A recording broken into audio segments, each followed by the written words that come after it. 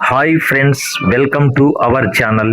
ఈరోజు మన వీడియోలో భాగంగా ఎడారిలో పెరిగే మొక్కల గురించి కొన్ని విషయాలు ఈ వీడియోలో మనము తెలుసుకుందాం. ఫ్రెండ్స్, ఎడారిలో పెరిగే మొక్కలను ఎడారి మొక్కలు అని అంటారు. నీటి నిల్వ. ఎడారి మొక్కలు నీటి ఎద్దడిని తట్టుకోవడానికి తమ కాండం, ఆకులు లేదా వేర్లలో నీటిని నిల్వ చేసుకుంటాయి. ఇవి రసభరితంగా ఉంటాయి. పత్రాల మార్పు. ఆకులు చిన్నవిగా, పొలుసులుగా లేదా ముళ్ళుగా మారిపోతాయి. దీనివల్ల బాష్పోత్సేకం, నీరు ఆవిరి కావడం తగ్గి నీరు ఆదా అవుతుంది. కిరణజన్య సంయోగ క్రియ. ఆకులు ముళ్ళుగా మారినప్పుడు కాండం ఆకుపచ్చగా మారి కిరణజన్య సంయోగ క్రియను నిర్వహిస్తుంది. వేర్ల వ్యవస్థ.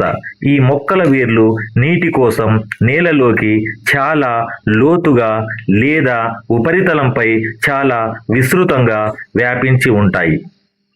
రక్షణ.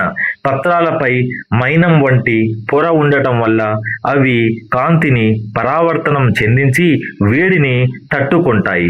కొన్ని మొక్కలలో పత్రాలు మడతపడి చుట్టుకొని ఉండి పత్ర రంధ్రాలను దాచి ఉంచుతాయి.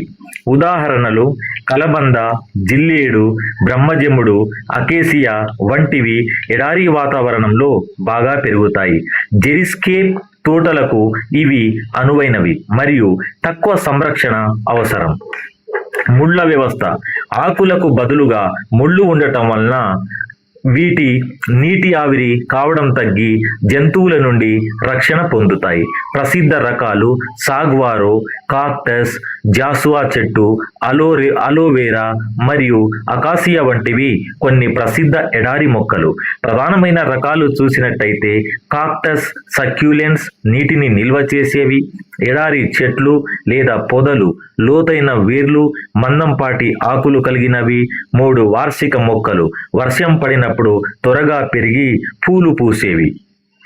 ఎడారి మొక్కలు ముఖ్యంగా కాలిఫోర్నియాలోని జాసువా చెట్టు వంటివి 1000 సంవత్సరాల కంటే ఎక్కువ కాలము జీవించగలవు.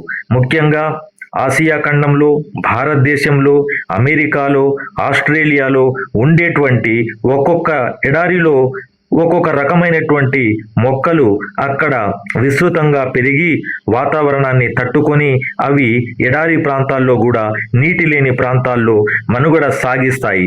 ప్రకృతిని కాపాడటంలో ఎడారిలో పెరిగేటువంటి మొక్కలు కూడా ఎంతో దోహదం చేస్తూ ఉన్నాయి. కాబట్టి ఈ ఎడారి మొక్కలను మనం కాపాడవలసినటువంటి అవసరం ఉంది. ఫ్రెండ్స్, మీరు ముఖ్యంగా ఇటువంటి విషయాల కోసం నా యొక్క ఛానల్ను సబ్స్క్రైబ్ చేసుకోండి. ఫ్రెండ్స్, ప్రతి ఒక్కరూ సబ్స్క్రైబ్ చేయండి. Thank you.